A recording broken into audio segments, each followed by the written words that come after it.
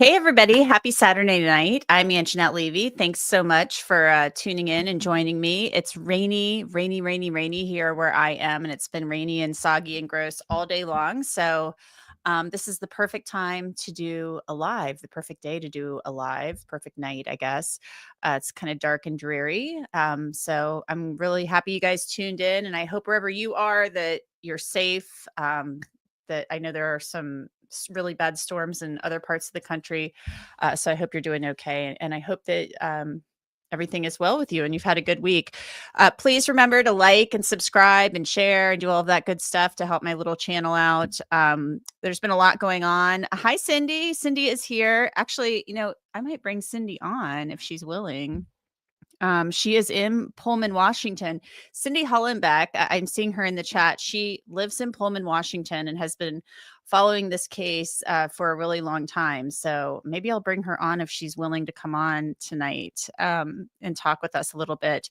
But we've had a lot of news kind of coming out of this case. For a long time, it seemed like with the Idaho 4 case, this is the case, of course, of the homicides, the murders of 4 young people, Maddie Mogen, Kaylee Goncalves, Ethan Chapin, and Xana Kernodle, 4 young college kids who went to a football game and were hanging out together, just having fun.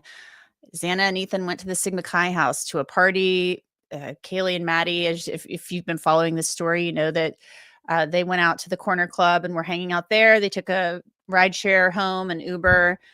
And, they all went to bed and, with the exception of Xana, who had got her DoorDash, I guess. And, horror unfolded in that house. So it's just really, really horrible and really sad.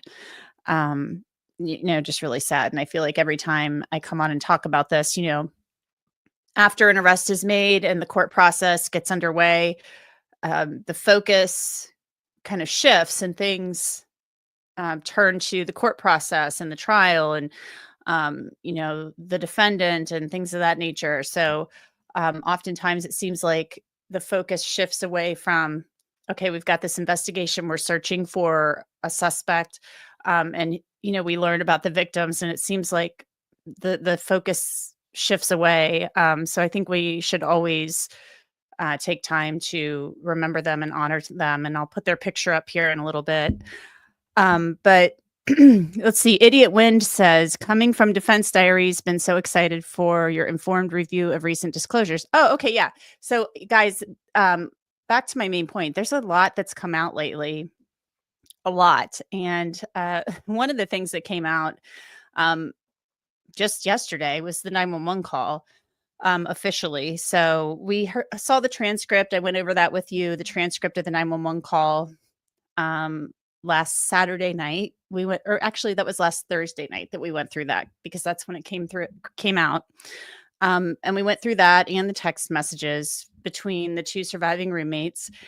And then, some YouTubers, some people on YouTube got the actual audio of the call earlier this week. 2 in particular got that audio. And they said they had it, but they weren't playing it yet. And, there was one that said that he got it through a FOIA or it was coming through a FOIA. It was very strange. So everybody's like, what's going on? And so there was all this kind of rumbling about it coming out through FOIA. And so it did come out through FOIA, but other people had it from other sources already.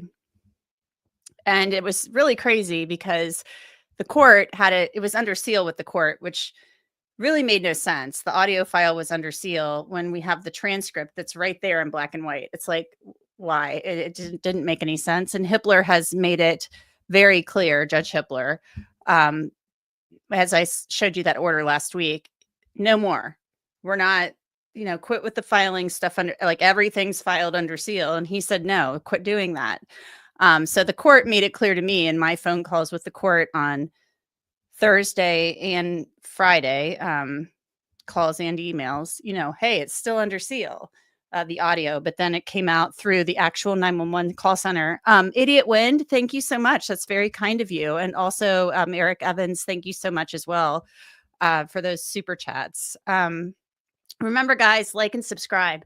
So I feel like there's so many things I want to talk to you guys about. I don't know if we'll get through all of them tonight, but there are so many things. And there are a couple of things that I feel like I want to touch on immediately. So I feel like we have to start with the 911 call because that's the most immediate thing that's out there. So I want to go ahead and play that. I know you've probably already listened to it, and I'm going to play the entire thing all the way through. And please, I'm going to go through your Hi Defense Diaries. Thanks so much for tuning in. I want you guys to tell me what you're thinking. Maybe I'll pause it during the playing, but I kind of feel like I should play it all the way through first. And then, I don't know. Why don't you guys tell me what you want me to do? Because I could just, I could play it all the way through first and then read your comments back and kind of try to answer your questions, or we could talk about it. Or I could watch your comments as they come in and then pause it and we can talk about it. So what would you prefer? As I pause and wait for your responses.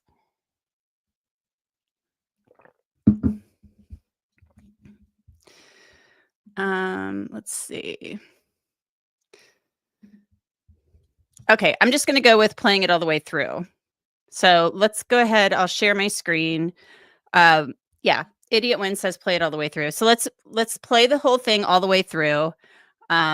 Just play the whole 4 minutes and like 25 seconds, and then we'll talk about it. And I'll tell you kind of what my thinking is about the call, or my theory about maybe what was going on during the call. Because it was hard to tell. It's still hard to tell. But definitely reading the transcript, you can't really tell. So sharing my screen. Thank you so much, Cindy. That is way too kind of you. Thank you. Okay, here we go.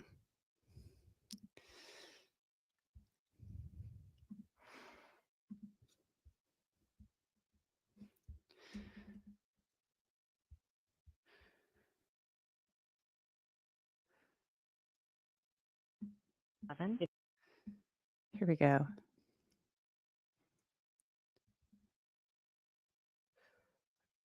11:55 a.m. 42 seconds, November 13, 2022.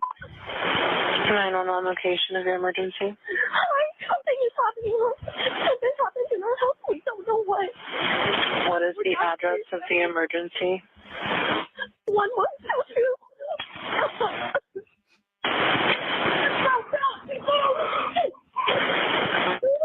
What is the rest of the address? Oh, Kings Road. Okay. And is that a house or an apartment? It's a house. Can you repeat the address to make sure that I have it right? I'll talk to you guys. We live at the White, so we're next to them. I need someone to repeat the address for verification. The address, 1122 King Road. And what's the phone number that you're calling from? What's your phone number?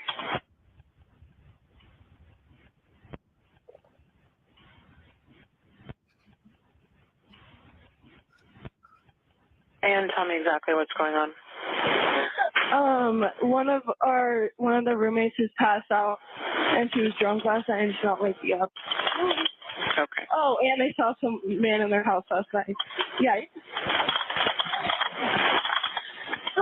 And are you with the patient? Okay, I need someone to keep the phone, stop passing it around. Can I just tell you what happened pretty much? What is going on currently? Is someone passed out right now? I don't really know, but pretty much at 4 a.m. Okay, I need to know what's going on right now if someone is passed out. Can you find that out? Yeah, I'll come. Come on, we gotta go check. But we have to.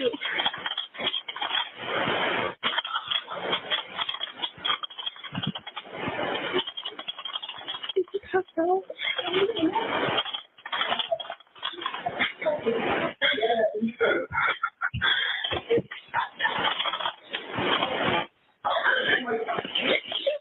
What's wrong? She's not waking up. Okay. One moment. I'm getting help started that way. Okay, thank you.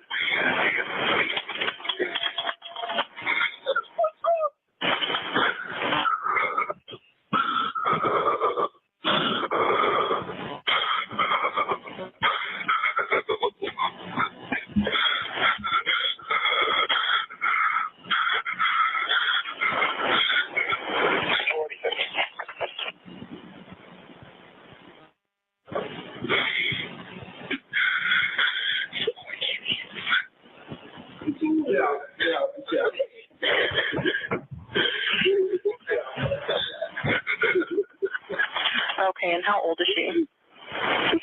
She's 20. 20, you said? Yes, 20 here. 20. Okay. Hello? Hello? Okay, I need someone to stop passing the phone around because I've talked to 4 different people. Okay. Sorry, they just gave me the phone. Is she breathing? Hello? Is she breathing? No. Okay.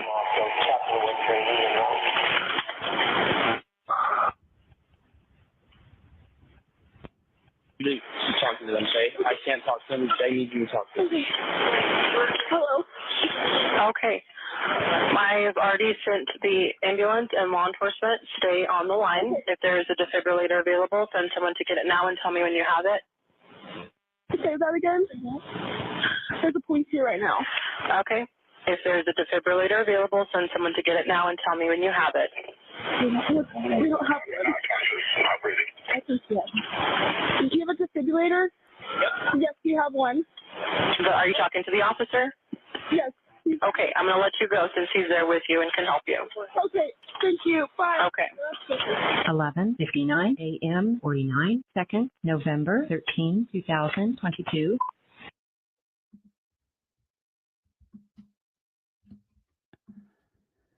Okay, so I'll go kind of from the bottom up here.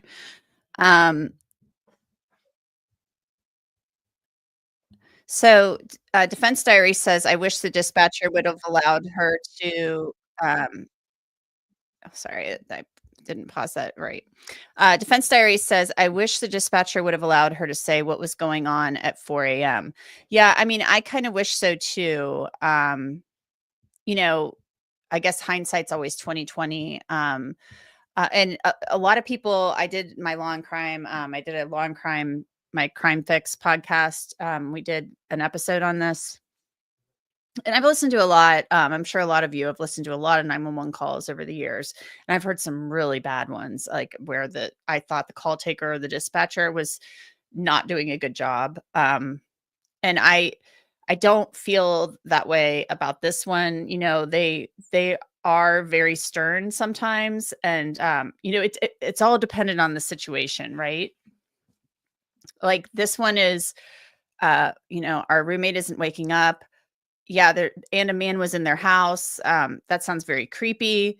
But right then they're talking about unconscious person and she's trying to get the address. She's trying to dispatch the help. She's saying, do you have a defibrillator? I've seen people giving the dispatcher flack about that, but you know, this is a college town. And in that area where where that housing is, there is some other housing that is more like maybe like the Sigma Chi house is like not too far away. They may have a defibrillator there. So I don't know if this woman, the 911 call center is over in Pullman. It's called Whitcomb, and they are contracted by Moscow police to do the 911 service for the city of Moscow.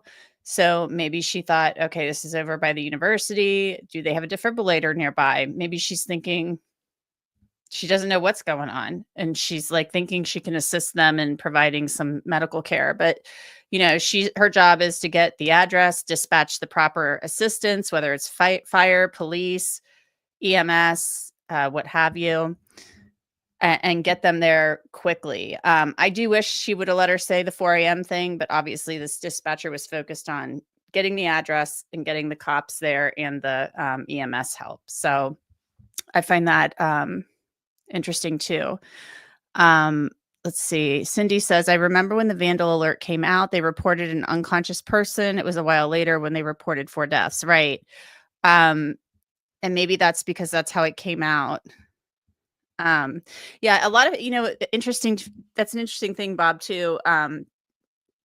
Defense Diaries is saying, the dispatcher has no clue what happened in that home. Right. I mean, this call is coming in and our friend got drunk last night and she's not waking up. She's unconscious. So this isn't coming in as, this call is not coming in as, my God, my 4 friends are dead and, they appear to have been stabbed or what have you, or there's blood everywhere. I mean, that's not how this call came in. But it seems to me the help got there rather quickly. So that's a plus. But it's just very, sad. But the girls, these girls, and they're young women. I get that. They're 20 years old. The first young woman on the call, and I've been trying to only use their initials, because they're young women. The first one I'm told is Bethany. The second one you hear who's like, can I tell you what happened at 4 a.m. is Dylan, DM. So yeah, they're scared. I mean, you hear them. They sound like, to me, they just sound like so young. When I heard their voices, I was like, my God, they just sound so young. I mean, even the neighbor next door at the neighboring house who gets on there, the younger woman too, she even sounds older. But Bethany and Dylan they just sound so young. Okay, so let's see. Looking at your other comments, I'm trying to go up from the bottom. I saw Forensic Frenzy had one. Let's see. Sorry, I'm trying not to skip over everything. Forensic Frenzy had note 1. Something is happening. Something happened in our house and we don't know what. Right away saying she's unconscious, but also maybe because of what happened. Yeah.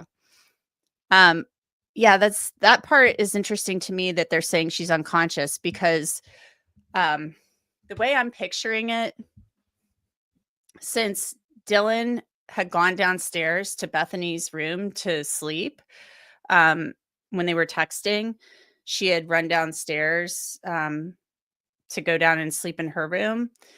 And then she wakes up the next morning, 10:23 a.m. She's texting Kaylee, are you up? She's texting Maddie. Then she calls her dad. There were some other text messages. And I might be mixing up the texts and the calls. I'd have to pull up the motion again. But this 911 call is placed at 11:56 a.m. And I'm just going to say his name because the Goncalveses have said his name. Hunter, who is not the brother of Ethan, but is his friend. He and another guy come over, and I think that's who you hear in the background. I think they're all down on the first floor at the front of the house, because there's, how that house is. There's a flight of stairs in the front. In the first floor, you go up to the first floor to the second, where that living room area is, and then Dylan's bedroom's over here, and then Xana's is down that hallway, and then the kitchen is back here. And I'm kind of pointing. I should probably pull up some pictures to show you, but I think what happened was they probably went up the stairs to the second floor. Hunter did, to see what was going on, and he probably sees Xana, and you hear him say, I could hear it in the background of the call. I could hear him say Xana, and I assume that's Hunter. And then all of a sudden I hear in the background of the call, it's not on the transcript, it's get out of here, get out of here. And I think Hunter likely saw Xana. So I don't think probably the girls, I don't know that, but I'm gleaning that they did not see. What do you guys think of that?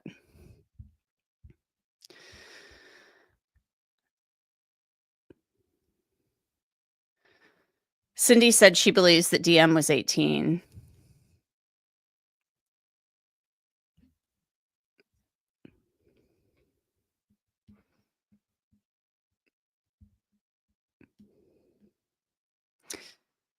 Yeah, Cindy, I think that he was protecting the girls too. River 1126 says dispatch is taking a hit. She is trying to keep control of that call. Hindsight is 2020. No one knew or could imagine what would happen. What had happened. Yeah, I agree with you 100%. Again, I've heard some really. Oh, okay. Lilo is saying it was Hunter and his on-off girlfriend, not another guy. I'm sorry. She had called some. I thought she had called. I thought that DM had called another guy too. So it was Hunter and then the woman next door. For some reason, I thought there was another guy involved too who was EA. So I apologize if I messed that up. Cincy Billdozer, thank you so much. That's very sweet.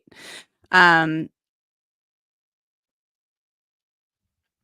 I'm going to play that clip that he was on Banfield last night, Idiot Wind. So I'm going to play that clip, just a little bit of it. Let's see. I'm just looking at all your comments. So yeah, let's I'm thinking they probably creeped up there, or at least Hunter did.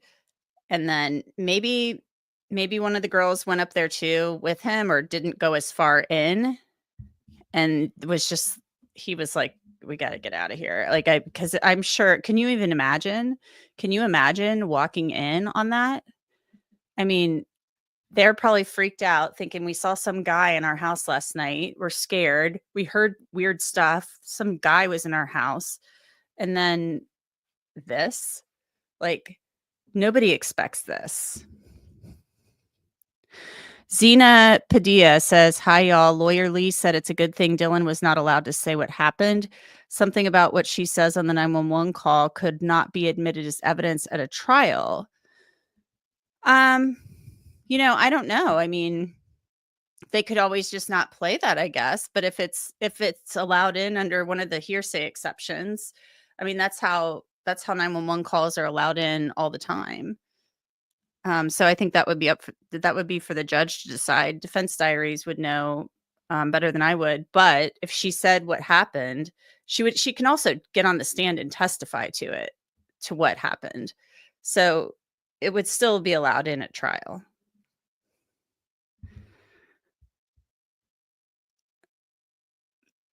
Okay.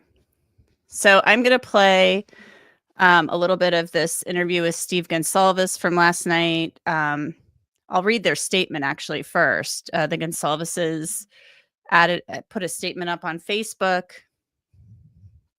Defense Diaries first, though, says, so we know DM was texting by 10:32 a.m. What do we think they may have been doing for the next hour and a half? Yeah, I don't know. I mean, that's a mystery too, because she also did. She also texted her father, and I can pull that motion up. She texted her dad as well after 11. She either texted him or called him. So that's in the documents too. And I can pull that up for you.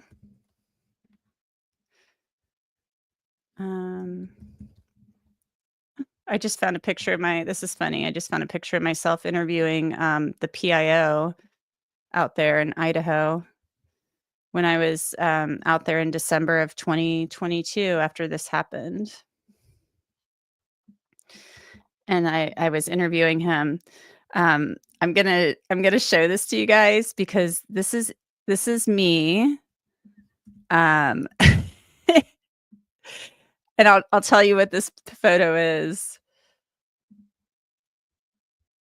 This is a photo of Angenette interviewing somebody and trying her hardest to get information and getting like a bunch of like PR, no answers to anything. But he was very nice and put up with me for a good 15 to 20 minutes, telling me with all of my questions and then not giving me anything.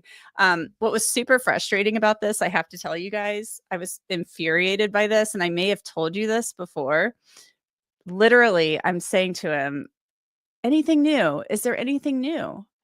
Is there anything new? Are you sure? Is there anything new? Because like every day it felt like they were putting out like a little update on Facebook, which I appreciated, right? I mean, it's an open investigation. They're not going to like tell you everything. But I was like, is there anything new? Can you tell me anything new? Anything else? Anything else? Blah, blah, blah.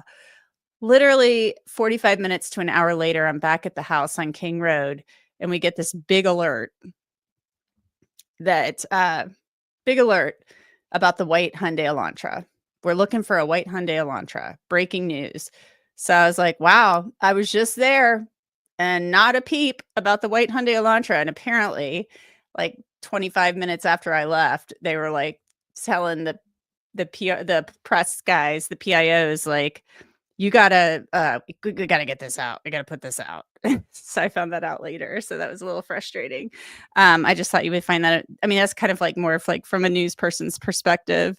I was super, kind of frustrating. I'm like, God, I was right there. You could have just said to me, "Oh, we're looking for a white Hyundai Elantra," but no. Like after I leave, the whole breaking news thing goes out. Okay, sorry. Got distracted there for a second. Let's get back now to the Goncalves family statement. All right, so I'll go ahead and read this. As we continue to process the 911 call, we just wanted to share some of our thoughts. We stand together with all the victims of Idaho, both those we have lost and those who remain forever marked by a tragedy that no passage of time will ever erase. The 911 call, it's not the neatly rehearsed dialogue of a well-crafted story, not the polished performance you might expect from a Hollywood script. No, it is raw. It is jagged, a searing, unvarnished truth that no camera could ever hope to capture. Every breath, every cry, every tremor in the voice reveals a reality so cruel, so brutally honest, it cuts deeper than any fiction could devise. After hearing that call, one thing is clear. Hunter, with his quiet, stoic resolve, protected those girls from a nightmare that no one should ever be forced to witness. He stepped into the abyss, shielding them from the horrors that will haunt him forever. For that, the Goncalves family owes him a debt that words cannot repay. If you are expecting a neat cinematic conclusion, something palatable, something that offers closure, let me make this clear. The real world does not operate on such terms. The terror of that night cannot be clearly packaged, wrapped in a bow, or distilled into a simple, digestible narrative. It is ugly. It is painful. It is the kind of horror that shakes you to your deepest core. These were not adults. These were children still clinging to the fragile threads of innocence when the world was violently torn from them in an instant. In closing, let us face the uncomfortable truth. Had the 911 call been made the moment, sorry, now I'm not having trouble seeing this. Had the 911 call been made, shortly after the person left the house, it would not have saved anyone. And we've been told that before. It wouldn't have mattered when the 911 call was placed. It was too late. It was simply too late. Nothing would have changed. We ask respectfully, please do not waste your time or waste your energy pointing fingers at those who could not have prevented it. The anger, grief, the pain, they must all be focused on one thing, one person, the one who stole the innocence of Moscow that night. We demand justice, and that cause is all that matters. So they are asking people to lay off the roommates. Okay, so let's move on now. Any final thoughts on the 911 call, guys? Because I'm trying to pull up the motion about the texts. Let's see. Because Defense Diaries asked a good question. I mean, I kind of would like to know, what was going on. And I think we'll find that out at trial. What was going on between 10/23 and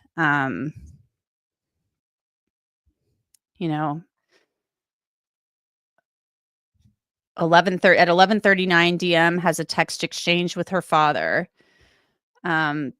Whatever those statements are not hearsay. We don't know what they are. We don't know what she said to her dad. But that's an hour and 16 minutes or so that passed before she texted her dad. So she must have said something to her father. And then at 11:50, DM receives a text message from Jay stating, "Bro, this text message will not be introduced for the truth of the matter asserted." At 11:58, DM calls EA. "This phone record is not a statement pursuant to IRE 801A." And then DM receives a text message from Jay at 11:51:01. And then a vandal alert at 1:04. That's when that goes out. Okay. So I think maybe I was confusing EA and Jay maybe as people who were there, possibly. So sorry about that, guys. My bad. Okay. So Dylan's stepmother is a lawyer, says Salty Sleuth investigates.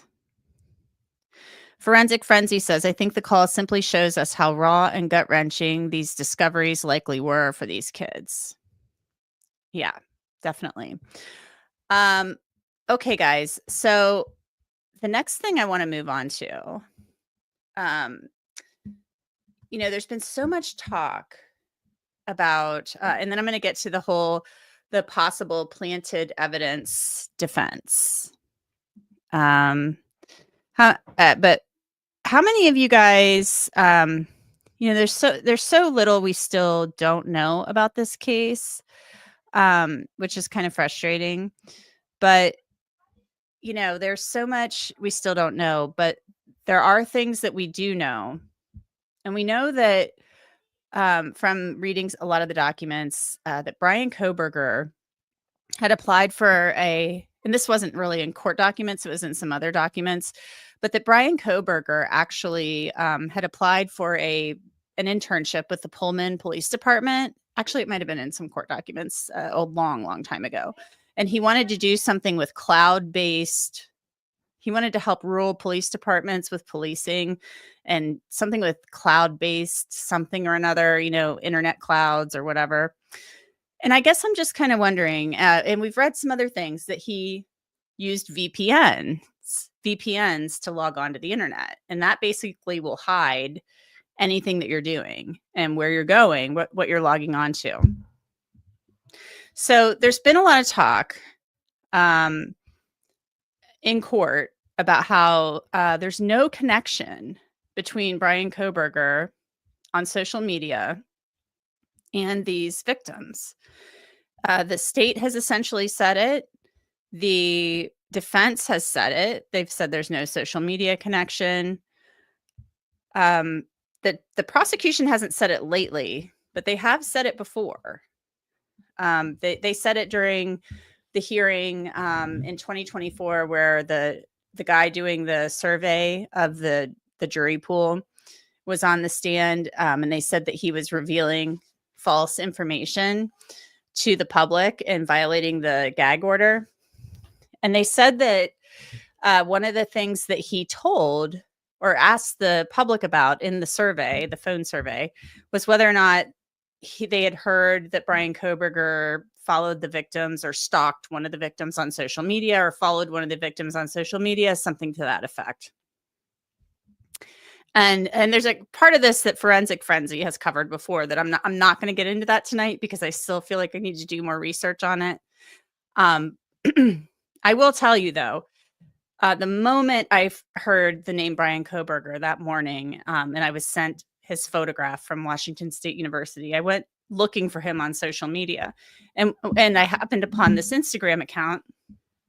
I've got the pictures, the screen grabs in my phone somewhere, and when I talk more about this another time, I'll go into it further on what I found. But there was an Instagram account that looked legit, like it was Bryan Kohberger. It followed his sister, followed Maddie, followed Kaylee. I believe it also followed Xana, and also followed the Washington State University Cougars and all this stuff. And it had one video that had been posted on there. And that one video, it was kind of violent. It was really weird. I have it in my phone somewhere. And it had been posted, I believe, in October of 2022. It was only one post. Well, I took screen grabs of all of it, screen recorded the video, and then shortly thereafter, the thing disappears, right? And so it looked legit. But who knows if it was really legit or not. And so as recently as January, Ann Taylor said again, there's no social media connection between Bryan Kohberger and these victims. We haven't heard, the prosecution doesn't say anything when she says these things. So we don't know if they've found some sort of connection at all, that he was looking at them on social media or whatever. I mean, I will tell you, when his name first came out, it's like, what? Like, this guy, like, who is this guy? Like, nobody. And I know the Goncalveses had never heard his name before. At least they hadn't. I'm sure none of the other victims' families had. So it's like, what the heck? How does this happen? How does, and he's innocent until proven guilty, but how does somebody who doesn't know any of these people potentially walk into a house that's got this weird shape, this wonky shape at 4 a.m. and do this to people he doesn't know? And I'm of the mind that there was one person who was targeted in this case. That is my opinion, and that other people were sadly harmed in this and killed. Oh my God, Cindy. Okay. I'm sorry. I didn't even get to the Steve Goncalves interview, but maybe we'll come back to that. So anyway, I was reading through some of the court documents, and I think that I have a theory, and I'm going to say to you, I've not confirmed this. This is my theory.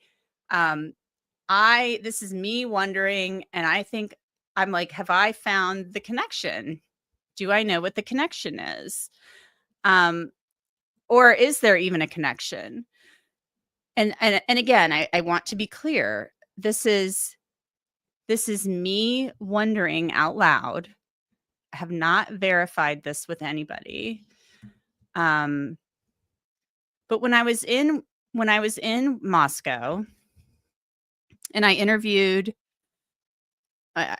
it wasn't on camera, but I interviewed the rideshare driver who often drove Kaylee, Xana, Maddie, and the other roommates.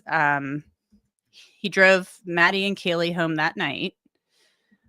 I talked to him for over an hour.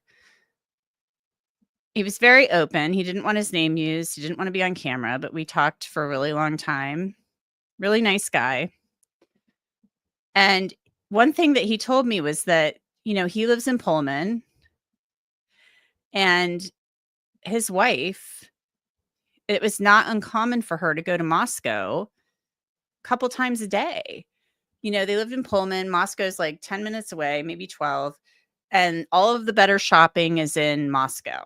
So she needs to go to the fabric store. She goes to Moscow. Needs to go to the grocery. She goes to Moscow. The shops over there are just better.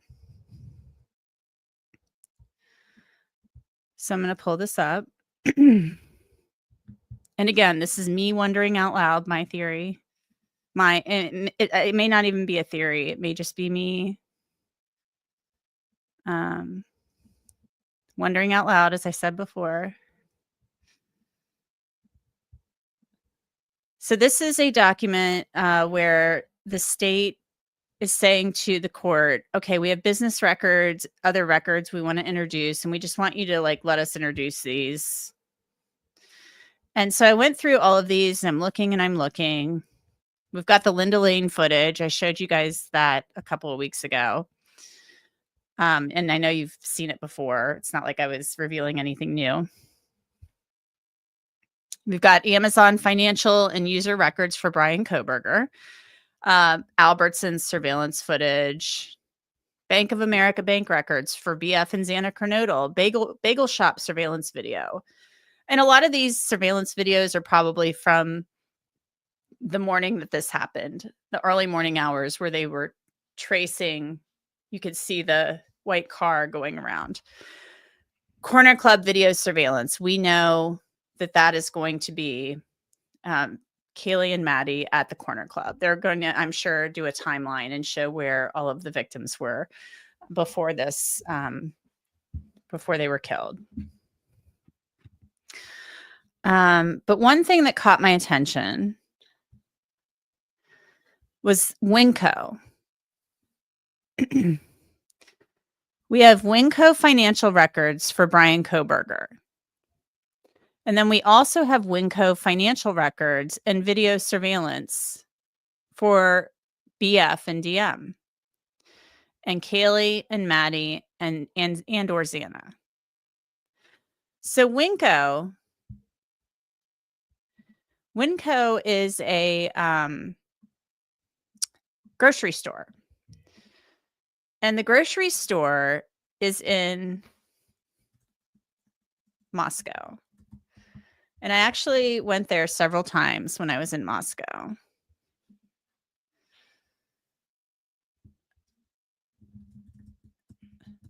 Pulling it up for you.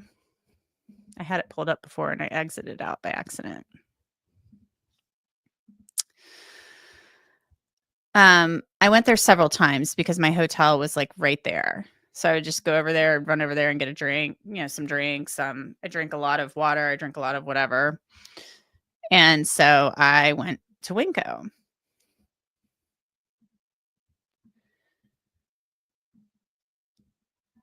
Guys, I promise I'm coming back to you right now. Sharing my screen to show you the Winco because I have this whole thing I want to do. And I just clicked the wrong. I took you inside the Winco. I don't care about the interior of the Winco. Let's see. Here we go. Cindy probably knows about the Winco.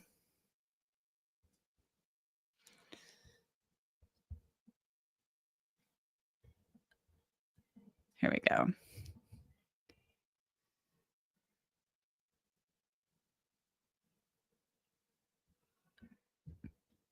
I'm bringing up the Winco, guys. I promise you. I feel like this is why I need somebody to like help me with this. Okay, so here's the Winco. There's the Winco. It's like it's in this shopping center. I actually liked it. I went there. It's not a bad little grocery. There's the hotel where I stayed. It was like this Best Western, whatever, blah, blah, blah. I stayed there and then I stayed at some Marriott or whatever. So here's the Winco. I find it interesting that at trial,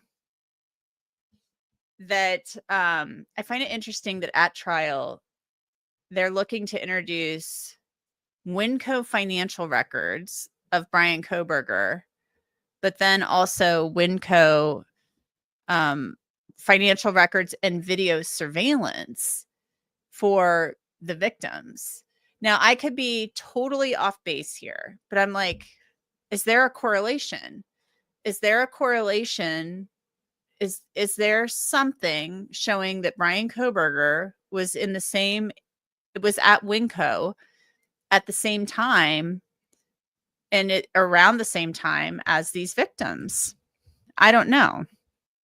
But another interesting little piece of this, and let's leave the Winco parking lot through Google Maps, if we could. So here's Winco. Out here, let's get out of this parking lot. I'm going to do my best. Okay, so here's my hotel where I stayed. Guess right outside that Winco, here's the Winco. I'm coming out of the parking lot, right? And there's a stoplight right up here at the corner. Right here, that's where Bryan Kohberger got that ticket in, let's see. Remember he got pulled over in 2022 by the Moscow Police Department, and he got some ticket from the Latah County Sheriff's Office. It was at that intersection, and it was late at night. It was after 11 o'clock, and Bryan Kohberger was a night owl. But that's where this citation was issued on August 21st, 2022. It was just kind of like it wasn't some like crazy citation. I mean, it was like for like, I forget what it was. Seatbelt violation. Thank you, Salty Sleuths. But he was pulled over right there. So I'm like, is this the connection? Is this where the prosecution is going with them? Did he somehow happen upon them at the grocery store? I don't know. I could be off base, but it makes me wonder if this is the prosecution theory. Did he happen upon them at the Winco? We also, if we go back into the Winco, and maybe I don't have to make you dizzy by doing all this stuff anymore, but there are also records for Ulta that the prosecution wants to introduce. They are business records for Ulta. There are business records for Joann Fabrics. There's also a Marshall's receipt for Bryan Kohberger, Marshall's financial records. And then I know they found a Marshall's receipt and they seized it from his apartment. And there's some Petco records for Kaylee Goncalves. All of those things are in that Palouse Mall shopping center. So I'm just got me wondering. I'm like, is that what they're going to say? That because they keep saying Ann Taylor says he was never at that house. He was never stationary around that house. Well, I find it hard to believe with the way that this house, the location of this house, that you would just like happen upon this house some night and never have been there before. It just seems like a very strange thing that, you know, the way it's tucked in there off of Queen Road and then the way you have to go there. It seems really odd to me. What do you guys think of that? Salty Sleuth Investigates says, I agree.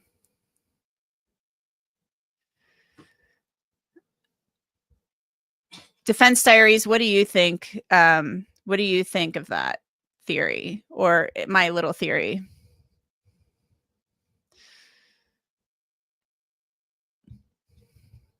I'm wondering if this is I'm wondering if the prosecution is going to say this is how he came to know these girls, is somehow one of them or all of them, some of them caught his eye. And now there's so much we still don't know about this, but it makes me wonder, did somebody catch his eye at this shopping center and this is their theory? Because why else are we introducing business records for Joann Fabrics? Joann Fabrics is right there. Winco. There's some Target stuff. I mean, the Target records could be for anything. Target financial records. Like I have a Target credit card that's also a MasterCard and you can use it places. I never use it. But you know, I think I got like an extra whatever % off. And when I bought a big purchase and I signed up for it and they turned it into a regular credit card and you just need to cancel the thing. There's a bunch of other bank records too they want to introduce for Bryan Kohberger, PNC Bank records. I'm really interested in his this crypto.com thing they've got for him that they want to introduce. I'm like, what is going on? What are all these financial records for this PhD student?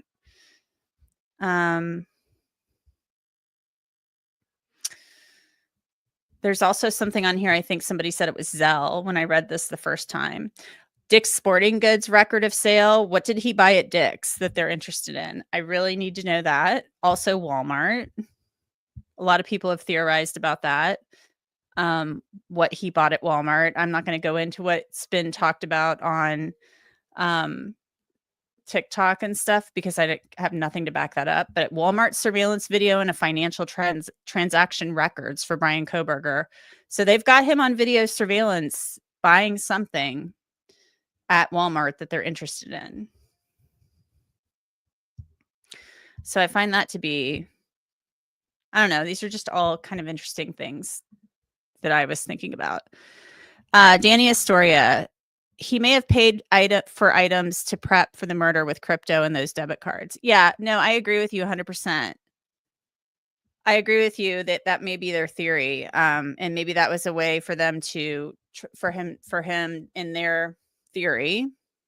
He says he didn't do it, so but maybe they're saying this is how he paid for stuff because maybe with crypto you can hide stuff more easily or something.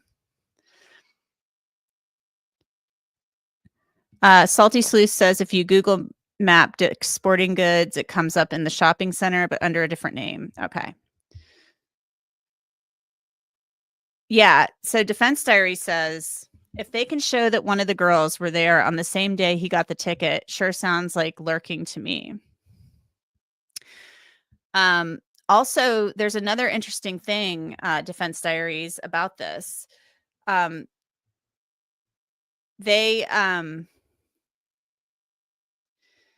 Yeah, like if August 21st, 2022, when he got that seatbelt violation, if the girls were at the Winco, let's just say that if they were at the Winco around that time and he was at the Winco around that time and he got that ticket,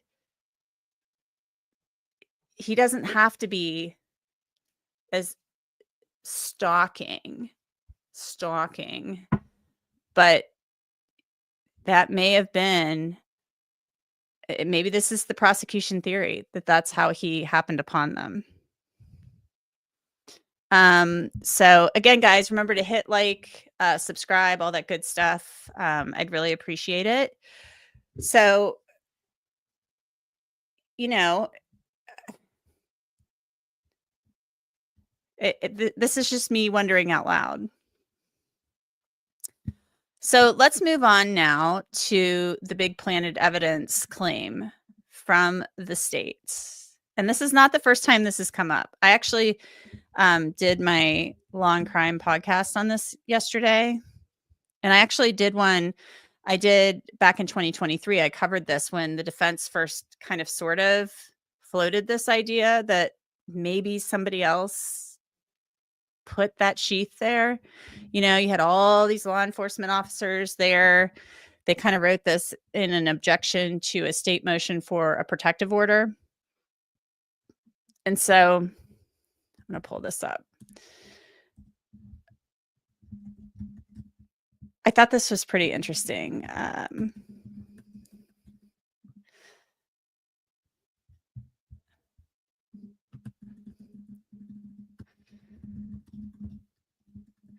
Yeah, I just see no other reason to introduce all of these financial records for Joann Fabrics, Ulta. You know, all of those are in that Winco Palouse Mall shopping center. So is there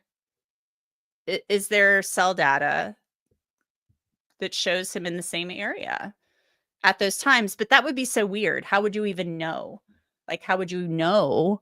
Like, if you were lurking or following around or these young girls caught your eye, like, how would you even know they were there? I don't know. It just seems weird.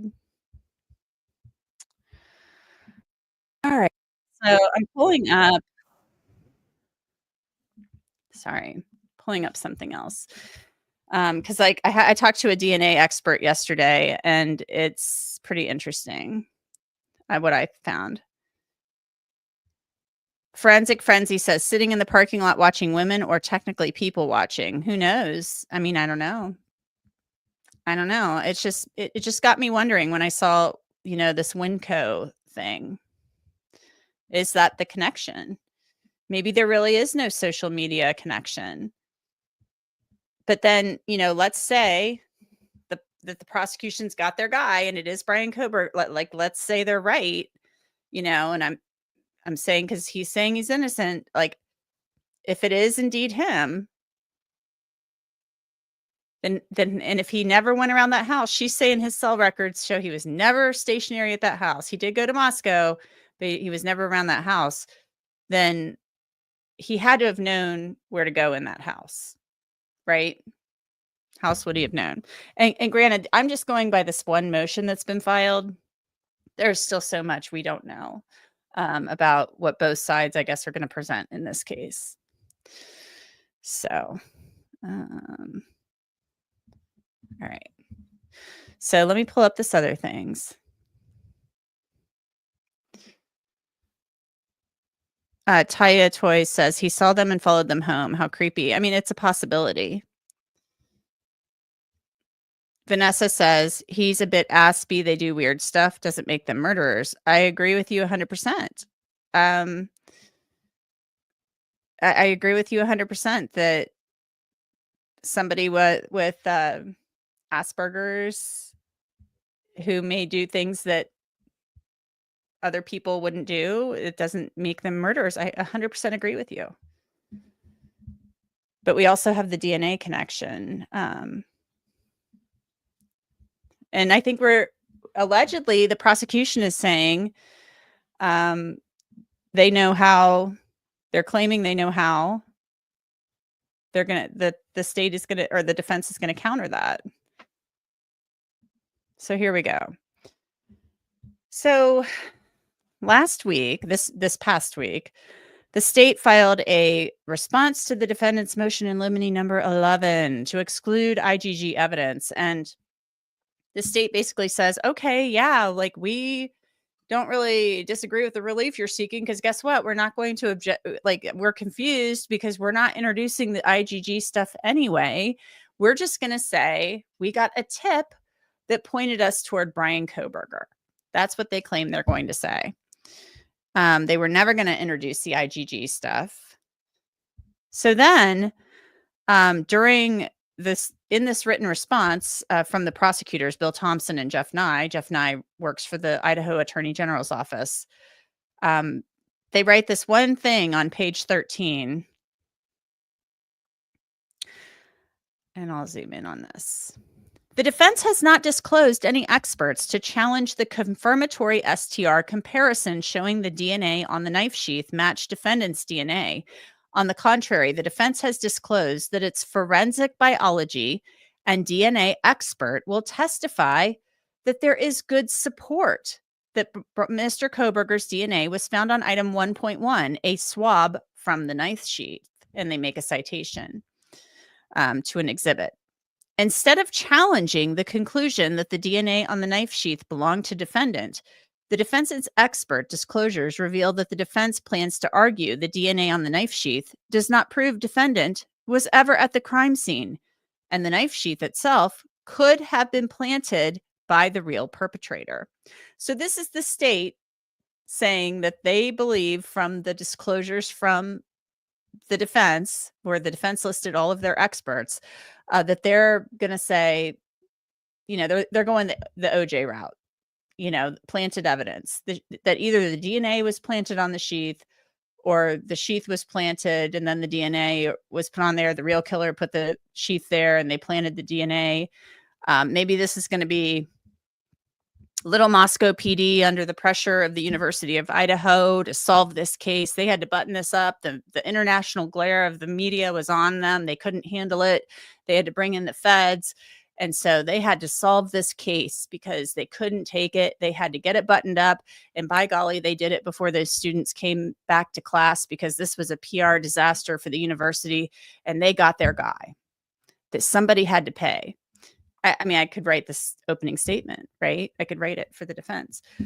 And so the question is, though, how did they get Bryan Kohberger's DNA and why? Like, who cares? Like, right? Why this guy?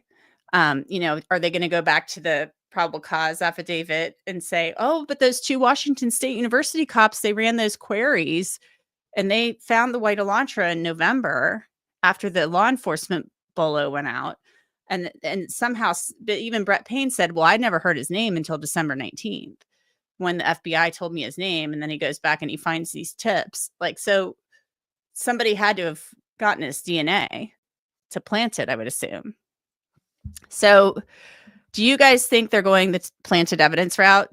Do you think this is wordsmithing by the state? Or do you think this is where they're really going? I'm going to look at your comments.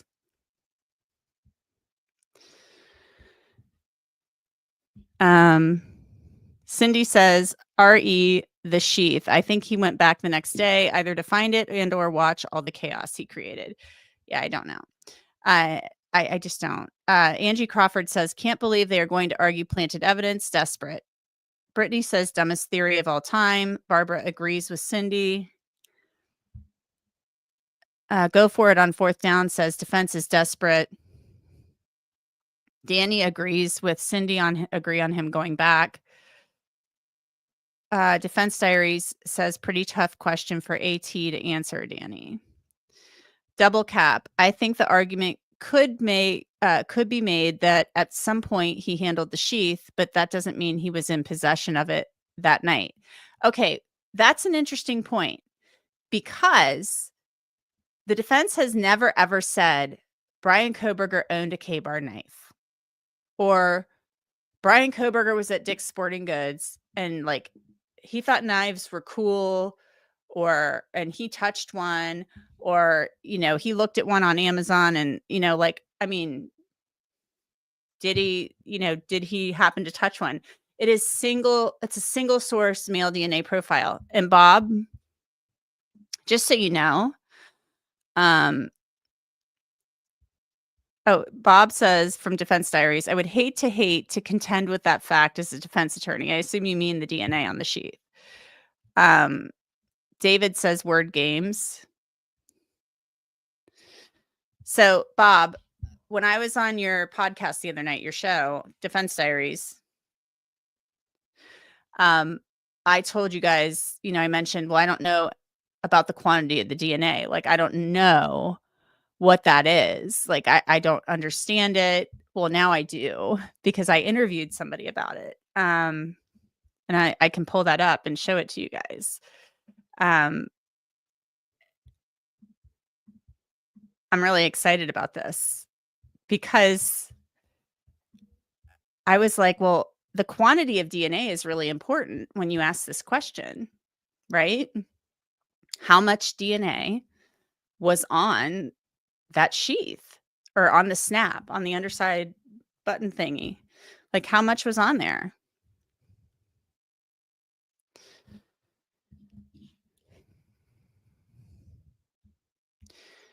And now we know, because it is in one of the defense filings.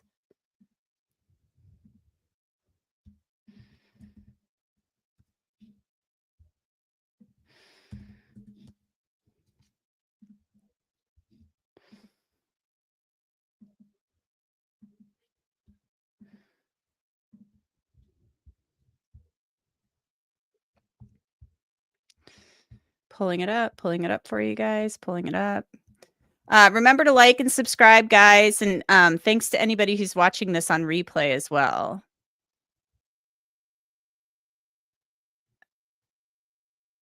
Okay, did I like totally miss the little paragraph? It is okay, now I might have lost it. Shoot. So sorry, guys. I've got it right here.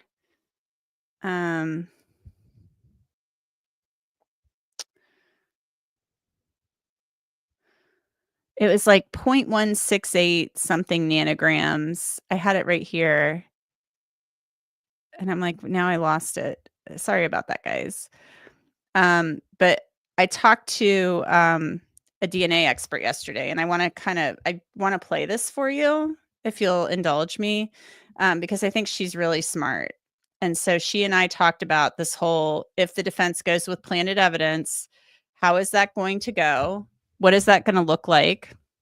And we also discussed the quantity of DNA that they claim, that the defense says the state says they found on that little button. So if you'll indulge me, I'll play this, because I really like this woman. I think she's a really good DNA expert.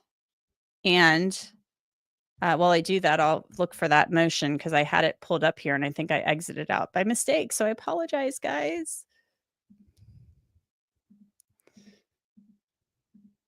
So let me share my screen.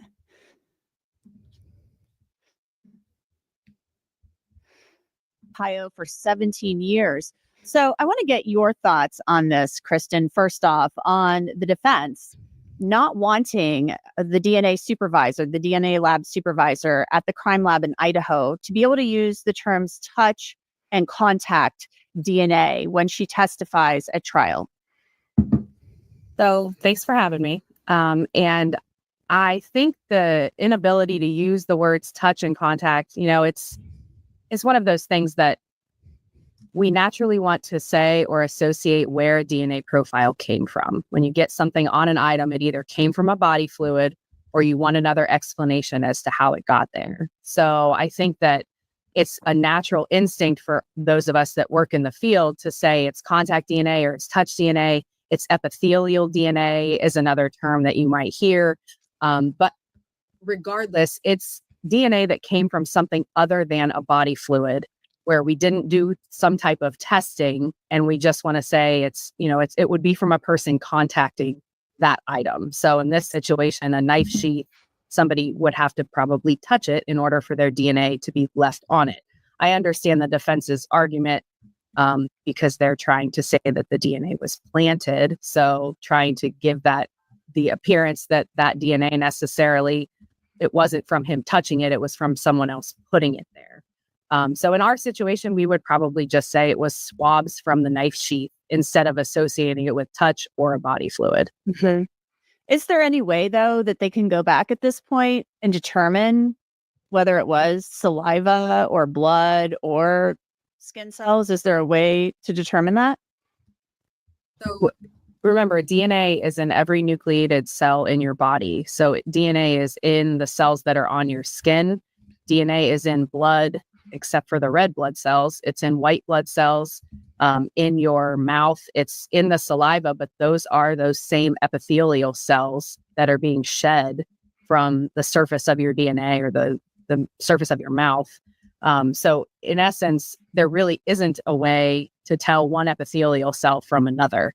Again, the way we would distinguish that is body fluid versus just from quote unquote blind swabbing or taking a swab of the item. So essentially, no. In addition, what I would say is that if they already swabbed the knife sheath and they took a lot of that DNA off of there, there's probably not much left on there to do further testing. So this is going to be a question for the jury to answer. How did the DNA get on there? I mean, that's the ultimate question. Yes. We always said, and they have it in. Okay, I'll pause there for a second because I was looking right at what I was trying to tell you guys before, the quantity of the DNA, and then I'll start playing Kristen again because I think she's really smart. 0.168 nanograms per whatever UL. That's the quantity of DNA found on that button, underside button of the knife sheath. Okay, so here we go. In their argument that you can never say when DNA got there, you can never say how DNA got there. So the defense is basically saying, Kristen, that there are many complicated factors that can influence the likelihood of the transfer of DNA and the persistence of the transferred DNA after deposition. And they're saying basically the quantity, they're revealing this in one of the filings, that it was 0.168 ng per UL. And so I guess that the woman from the crime lab, Riley Nolan, was going to testify that she believed this was the result of a direct transfer rather than a secondary transfer or whatever. So 0.168 ng per UL. Tell me, how much DNA is that? Is that a lot of DNA? Is that a little bit of DNA? So in my opinion, that's a lot of DNA. That's 0.168 nanograms per microliter. And at least in my lab, we would target 1 nanogram of DNA. So you would need 1 microliter, which is a very tiny amount. If you took all of that sample and you put it into the system, it would be way too much for the system to handle to produce a DNA profile. The amount of DNA, the target that you have for your system is all based on lab validation. So this lab would have had a validation that said this is the ideal amount to get a single source profile or whatever. But you can get a DNA profile with far less DNA than what is there. So I think it's a decent amount of DNA. Can you say where it came from? No. I think the other thing that's important is it's single source. So having your information freely available on the internet makes it easier for anyone to impersonate you online or even try to find you in real life. start to talk about transfer, and I think even in one of the documents, they have a diagram of the different types of transfer, whether it's primary transfer, secondary. When you're talking about a single source profile that has been transferred onto an item, it seems like it stands to reason that it is from the direct application of that DNA onto that item. Now, if you're talking about touch DNA, that people shed DNA in various rates. And that's one of the biggest arguments that you'll find is that there's no way of knowing if I touch something one time and then you swab it, will you get my profile off of it? Versus if you swab the same item, you may shed more DNA or more skin cells onto an item than I do. So there's no way of knowing, but ultimately it's from one person, which means if someone else transferred Bryan Kohberger's DNA onto this item, they had to have something from Bryan Kohberger and put it on the item without also mixing themselves into there. So the biggest case that, probably in the history where planting evidence was known is the O.J. Simpson trial or the O.J. Simpson case. And if you recall the evidence in that case, there was a lot of it. But they had a vial of O.J. Simpson's blood that they had collected from him. So the idea that they could take his blood and potentially put it on items to plant the evidence, blood has a lot of DNA in it, and they could then take it. They would have had to know who Bryan Kohberger was. They would have had to have a sample from him and also put only his DNA onto this item. Yeah, interesting points. All of those are interesting points. And in that case, it was in the O.J. Simpson case, we clearly had the bloody glove. So that was clear what that DNA was. And we had a bunch of other things going on in the O.J. case, too, that influenced that verdict. So it'll be interesting to see. Okay, guys. So I thought that was super interesting. Now, this is what we're hearing right now. And it makes me actually, I feel like I should have some makeup on for you guys on a Saturday night. So I feel bad that I didn't put makeup on for you. So sorry about that. But yeah. Anyway, I really liked what Kristen had to say. I just really love her. But she explained that she believes that's a good amount of DNA. It's single source. And being able to think about that. If you're going to be planting evidence, and there was also a blood mixture on the K-bar knife. That's what the motion says too. If you're going to plant that DNA and risk getting your own DNA in the mix, holy smokes. Could you imagine? I mean, you'd have to I remember, when I covered the Avery case up in Wisconsin, the Stephen Avery case, there was contamination of a major piece of evidence in that case. And the analyst at the crime lab did it. She contaminated, there was a bullet fragment that had Teresa Hallbuck's DNA on it. And they had one shot to test this bullet fragment for DNA.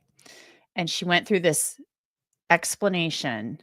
Now, granted, it's going to take me a second to get here to make my point, but I think you're going to like where I'm going with this. So in that case, if you've seen the show on Netflix about the Avery case and Teresa Hallbuck's murder, they had this bullet fragment, FL, I think is how they labeled it at the lab. And we heard, oh my God, they have Teresa Hallbuck's DNA on a bullet fragment. Oh my God, he's toast. It's over. And then we get to trial, bombshell. The DNA analyst had one shot to test this, one shot, because it was such a small piece of evidence. And it was so tiny. It was found in a crevice, in a crack in the garage. And so what she did was she took the bullet fragment and she put it in a test tubey thingy. I'm sure it's a very technical term, test tubey thingy. And she washed it. And then she puts the fluid, whatever. She washes it to get the sample off, and then she swirls it around in something. These are all very technical crime lab terms that I'm using here. And voila, she gets the DNA sample, and boom, it's Teresa Hallbuck's DNA on this tiny little piece of evidence. Well, she realizes that she introduced, as she said, Sherry Culhane introduced her own DNA into the sample. Therefore, not the sample that was tested, but the control sample that monitors for contamination. So it raised a lot of questions about the testing in that process. And so the lab standards said, or the protocols said, when that happens, you throw out the result. You screwed it up, you throw it out.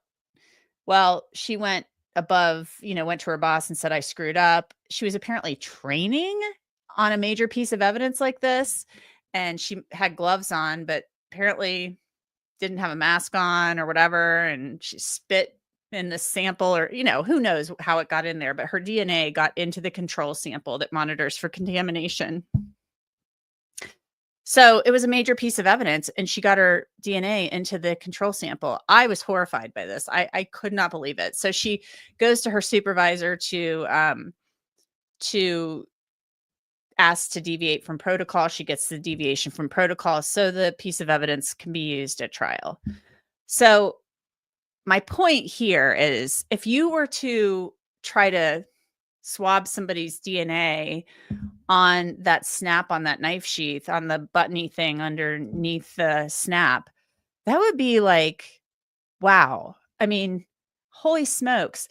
Do you imagine how scary that could be? I mean, you would have to put on, to ensure that, I'm thinking to myself, because I think back to the Sherry Culhane story, when you have to put on a mask and then put on a hairnet and latex gloves, and then you're taking a sterile something or another that has nobody else's DNA on it, and then you kind of swab it on there. I mean, how else would you do it?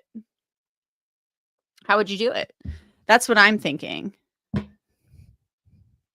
So how would you, if it's single source? And Kristen is saying she believes, in her opinion, as somebody who supervised a DNA lab, like a crime lab or whatever, the DNA section, that she, I know, I need bigger books for my, I'm not going to act like this is a great display behind me. It is what it is.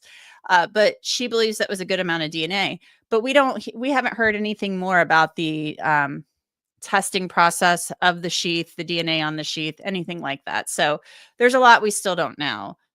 So maybe we'll hear about some mess up at the lab. I don't know.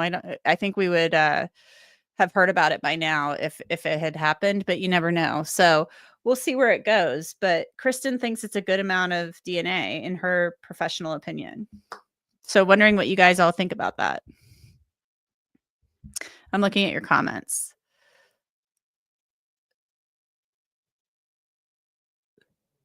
Oh, Idiot Win says, Tip sounds worse. Suggest someone was suspicious of him, like RA Tip. Would it be okay with you? How do you treat it if it's coming in? No, I get what you mean. That's apparently how they treat it, though. The IgG stuff, they treat it as a tip. It does sound funny, though, because you would think as a juror, you'd be like, okay, well, what was the tip? What was the tip? Why don't just tell the jury? Why don't you just tell them? Just tell the jury that, oh, we had the feds work up a family tree. I mean, I think it's interesting. Why not just tell them? Why not tell them? It's part of what happened. It's part of the investigation. I don't get it. Defense Diaries says, I'd be much more concerned about the DNA aspect, though. Yeah, I mean, I think that's one of their biggest hurdles, and we don't know what else is out there. And this whole thing about him logging into VPNs at 4:48 in the morning, what was going on there? It's really wild. Yeah. Brittany says, even if it was a tip, his DNA still matches, so it's game over.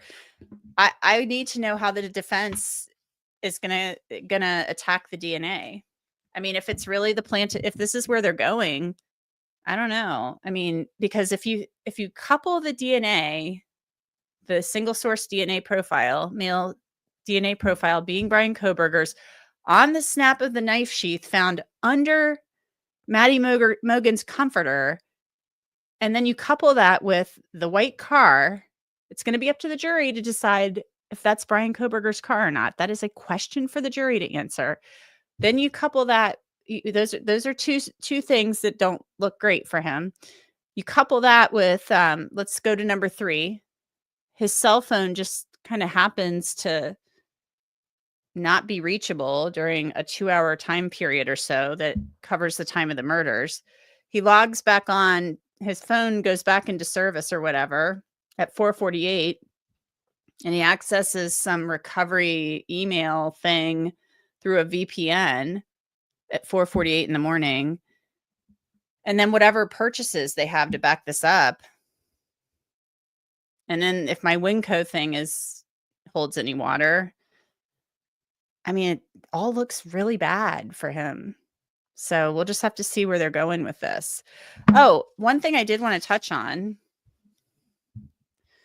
let me pull this back up, is the sheath stuff in this motion, the information about the sheath. Here we go.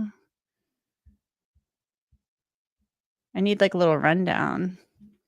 I need to have a guest on here too. I need to have somebody on here with me to talk to me or talk with me. I thought I had it right here, guys. Again, I apologize. I do have it right here. Oh, Lord. Remember to like and subscribe, guys, for me, please. Like, subscribe, tell your friends.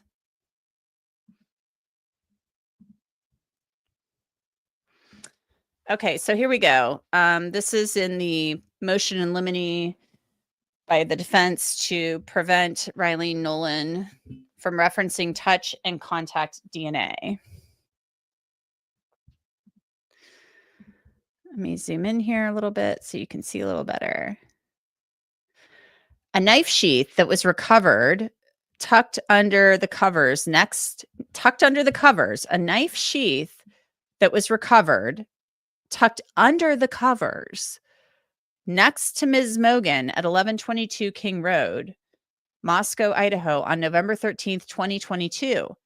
She then talks about, this is Bicca Barlow, the DNA guru woman, who's now part of the legal team.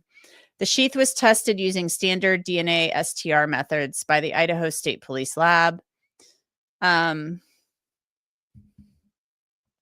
Footnote number 2. Let's go down there. The exact location of the sheath is unclear in both photographs of the room and in the written description of its location.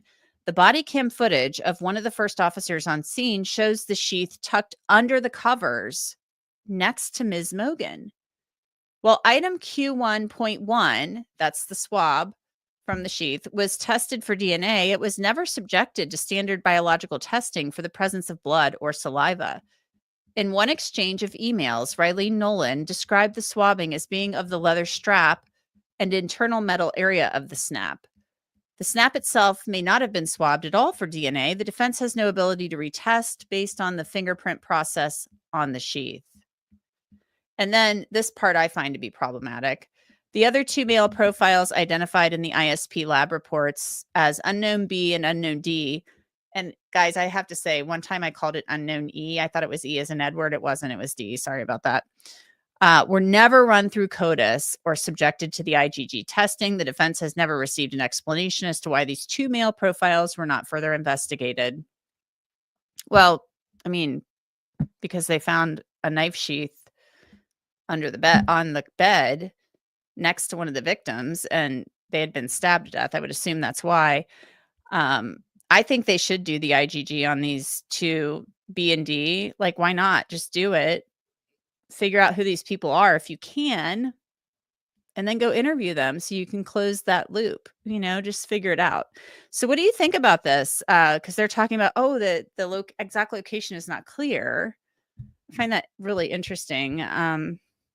So they're raising questions. And then here they've got this, you heard Kristen referencing their whole thing about direct transfer. So let's say my little cursor here is circling let's say that's somebody's finger. Oh, DNA going directly from there. Indirect, then they've got indirect deposition going from one person's, like finger to another item, and then it jumps over to this other item. So let's say here's Bryan Kohberger's hand or whatever touching one thing, and then his DNA ends up on one thing, and then it hops over here. Here's the K bar. Or here's number C, indirect. There's also indirect deposition, multi-step transfer, where we got, here's Bryan Kohberger's finger or thumb, and then or maybe he spits on something and his DNA ends up over here. And then, somehow it transfers over here, and then it transfers over there, and then ends up over here. So they've got all these different types of transfer that are possible. I don't know. It seems like a lot.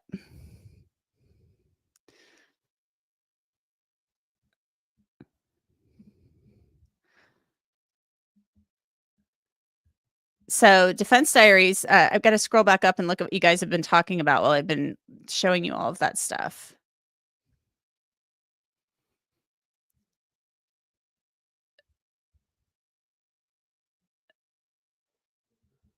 Defense Diaries says, and I think you're talking Defense Diaries about the DNA on the knife sheath. It's a really, really bad fact for Kohberger, Messy. It just is. And you're responding to Beautiful Messy Ball, I believe. And I'm trying to see what she said. Oh, people say DNA doesn't lie, and it may not lie, but it can mislead. I want to see all the evidence. Yes, I agree with you. I want to see it all too. And I want to hear more about the DNA. But we just heard from Kristen saying that she believes that's a really good amount of DNA and that it's single source. And, the possibility of getting that single source male DNA profile on that underside of that snap without having a mixture, it might be tough. Defense Diary says it's a really, really bad fact for Kohberger. It's messy. It just is. Right. Because we don't know of any other DNA on the sheath except for the blood mixture, which I would assume is Maddie and Kaylee. See, I'm scrolling up. Beautiful Messy Ball says, I'm not saying she's responding to Defense Diaries. I'm not saying it's not a bad fact, but I can also see different scenarios that could be possibilities. I'm just keeping an open mind as a juror should.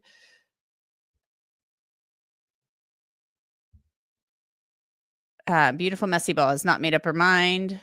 Defense Diaries says Hippler is an excellent judge. I do like that he kind of doesn't take any nonsense from either side. Like, he's just like I think he doesn't seem like he wants to be doing this, but I think he's what this case needed. Hey guys, quit filing stuff under seal all the time. This is not, medieval, England where we do trials in secret or something. I don't know if they ever did that in medieval England, but you know where I'm going with this. Like, he's like, knock it off. Okay, both of you, knock it off, both of you. Quit with the filing stuff under seal. Like, I think I've said this before. It's a big case. Moscow, Idaho is not used to this type of thing. They're certainly not used to homicides. And I know Bill Thompson is a law professor and stuff like that. But come on. I mean, any prosecutor's office with a case like this would be like, kind of like, whoa. The prosecutor's office where I kind of came up, or like in Cincinnati, like, I mean, a case like this, they'd be, I mean, they had some really, really good prosecutors. So I feel like they'd be okay with a case like this. But this is Moscow, Idaho. I mean, the courthouse is super tiny. They're just not used to this. They're not used to homicides, let alone, I mean, this is a huge high profile homicide case. Like, the stakes could not be any higher. And then Ann Taylor, she's the public defender, but this is the biggest case of her career. It's the biggest case of all of their careers, but it doesn't mean that you do everything in secret. It's just not, that's not how things work. Okay, guys. Well, it's been really fun. I really, really, really appreciate everybody tuning in. Like, subscribe, share, all that good stuff. If you're watching on replay, thank you so much for watching on replay. I appreciate it. It's been so fun hanging out with you. I have a ton of other stuff to talk to you about. I just didn't get to all of it. Carolyn says definitely here medieval here in the UK. Well, Carolyn, thank you for watching from the UK, but no shade. That's not what I meant. But just we can't be doing everything in secret. But thank you guys so much. Or medieval New England. You're really funny, Tayo Toys. You're hilarious. But thanks everybody for hanging out with me on a Saturday night. We will do this again sometime. I have more to discuss with you. Lots more, and lots more to show you. So we will talk more another time. Again, thanks. And I'm going to try to find some people to come on here and hang out with me sometime, and it'll be fun. We'll do it again. Have a great night. See ya. Like and share. Have a good night, and I don't know, be safe.